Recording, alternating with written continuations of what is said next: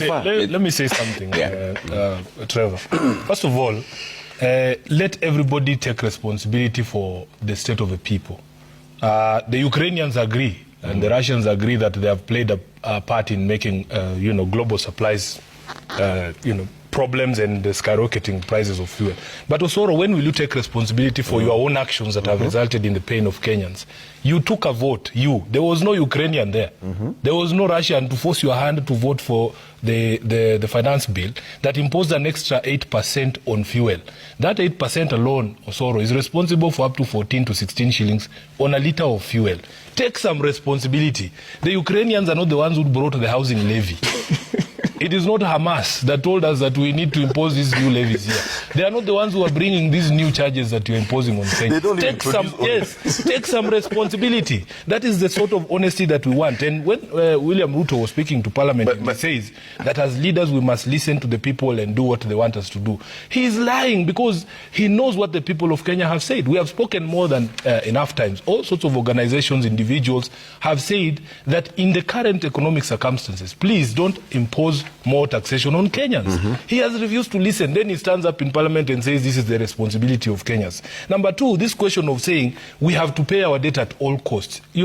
We are so keen on satisfying these international creditors. It is what they call, if there is an example of bleeding a leech to fatten a heifer, this is what these people are doing. At what cost, Osoro? Must Kenyans fall down and die for us to meet these obligations so that you people are happy? And when you talk about this question of subsidized fertilizer, yesterday I was forced to substantiate a claim that I made on the floor of the House that in fact you cannot subsidize something that you received for free.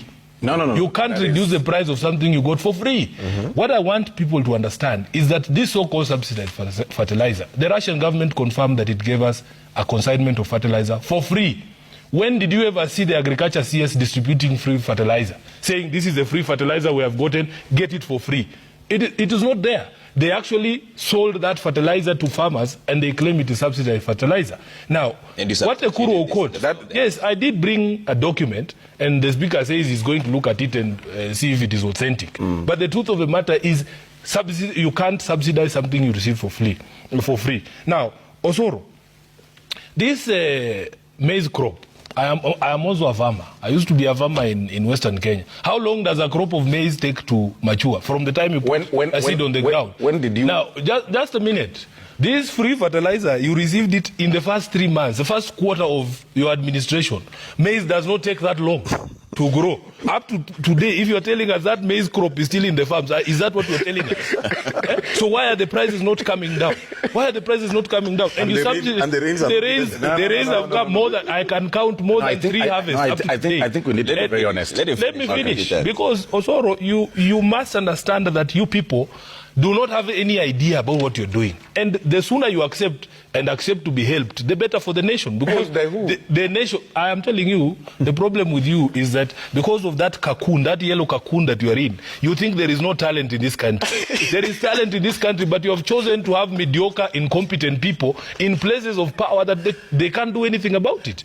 So what we are telling you, please take some responsibility for the decisions that you yourself took. Number two, when you talk about the Hustler Fund, you are giving Mama Mboga a loan for her to expand her stock. If she was buying 1 gunia of Sukuma Wiki, you're saying she buys 2. But who is she selling to? Because you have raided the pockets of Mama Mboga's customers to an extent that people are sleeping hungry. They don't have money to spend. You have seen people closing shops, exhibition shops, people who are selling second-hand clothes. Those Mama Mbogas you're talking about. For as long as there is no spending power in the population, you're wasting time giving these people loans. And when I said on the floor of the House that in fact data from CBK shows that the default rate of the loans that have been advanced under the Hustler Fund is way higher than the commercial bank's default rate, I was again asked to substantiate. So I had to go and bring documents from government to explain to these government people that their programs are not working. So, Trevor, let us be honest about the things that we are telling the people.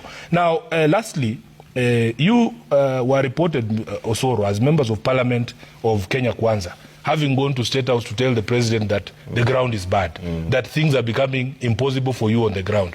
You people only care about your popularity. And there's a statement that was very telling. If it is true, the president said that, Trevor, we are in problems, deeper problems than we think.